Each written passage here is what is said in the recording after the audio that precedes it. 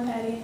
I'm Helen, and we're here to tell you why you should journal for your math classes.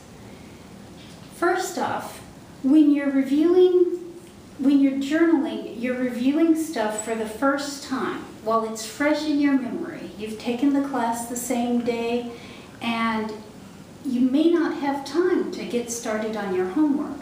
But if you just journal on what you learned that day, that'll help it stick in your mind before you even get started on your homework. Yeah, that's a good reason.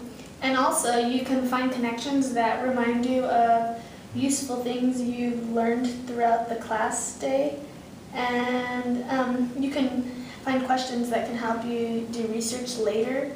And And if you need to bring something up with the teacher that you didn't really understand from class, you can ask later because you'll have it in your notes or your journals.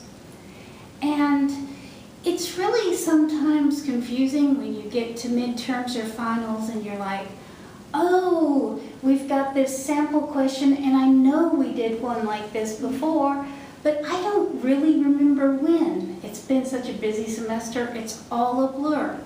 Well, if I've got it in my journal, I can look at my journal and say, we learned this on the 4th week of classes.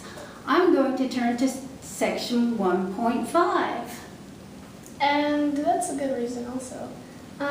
Another good reason is by writing things down, you're creating another memory that you can use to,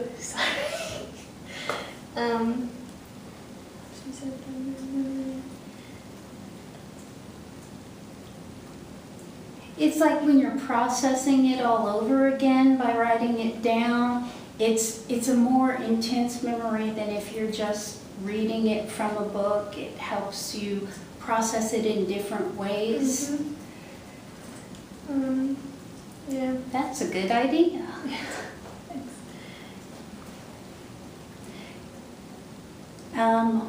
One other important thing is that when you're journaling, you're just writing down the ideas that strike you as being the most important part of the lesson. If you're looking through your notes, you've got all the examples you've done, you've got maybe some kind of sidetrack stuff, but when you're condensing it down into journal form, you've just got the highlights.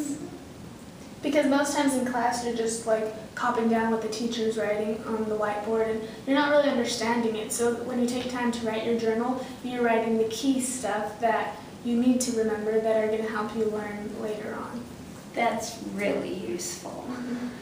And since the thoughts are in your own words, and you're going to be able to put down the stuff that makes sense to you, whether it was part of the lecture or maybe you did some outside research because the lecture didn't really work for you, but you found an example in the textbook that made it more clear, or you looked up something on Wikipedia. If you put down the parts that worked for you in your journal, when you go back to look at those, you're going to have what you liked about the ideas there for you when you're doing your review. Yeah, and that will really help during exams also. You'll know exactly what to use and how to use it, so that's really helpful. Mm-hmm.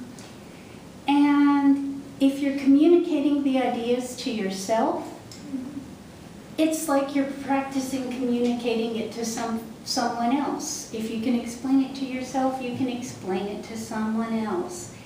And since clear, concise, and unambiguous communications are a really important part of any math career, whether you're teaching or going into business or working with other people in the computer sciences or government statistics, you have to be able to take the work you've done and explain it to others for collaboration or for their benefit.